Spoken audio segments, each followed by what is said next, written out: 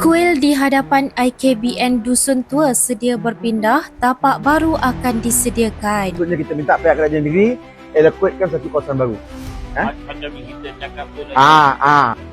Sekarang ni saya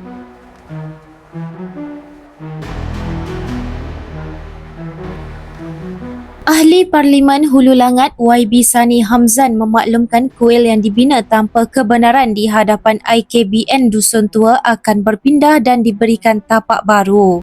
Keputusan itu dicapai selepas beliau membuat perjumpaan dengan pengurusi penganut kuil Dewi Sri Karumariaman Hulu Langat di Batu 16 bagi membincangkan isu pemindahan kuil di kawasan tersebut.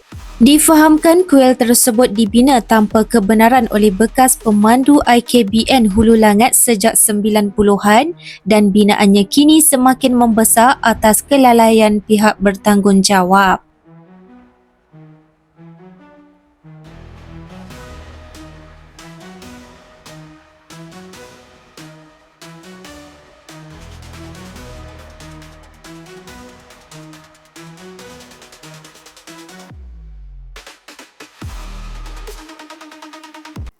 untuk pihak kerajaan negeri tarik satu allocation baru lah, satu kawasan baru.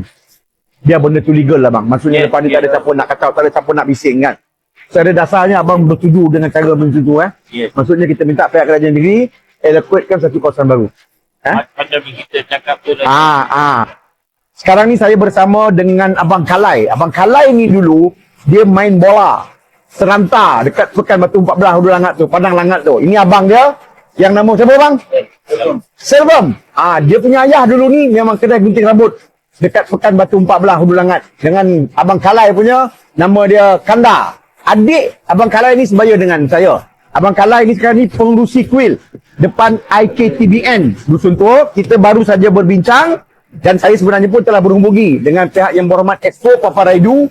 Dah ada perbincangan, dah ada persetujuan minta pihak kerajaan negeri untuk tarik satu kawasan baru, tapak baru dan pihak kuil bersedia untuk berpindah. Ini persetujuan kita yang telah kita capai bersama dengan Abang Kalai dan juga abang apa tadi bang? Lupa lah sikit Abang Selvam, turut dihadiri oleh Tok Anapiah dan juga Imam Razali. Kita akan berhubung terus dengan pihak kerajaan negeri yang berhormat Expo Paparaidu dan juga agensi-agensi yang terdapat dalam Parlimen Hulu Langat, MPKJ, Jabat Tanah untuk kita dapatkan satu allocation, satu tapak baru untuk memudahkan maksudnya kawan-kawan kita, teman-teman kita, sahabat-sahabat kita orang Hindu ini untuk menjalankan aktiviti keagamaan mereka. Terima kasih Abang Kalai Terima kasih Abang Selvam, Sembah Raya Ahli Parlimen Hulu Langat.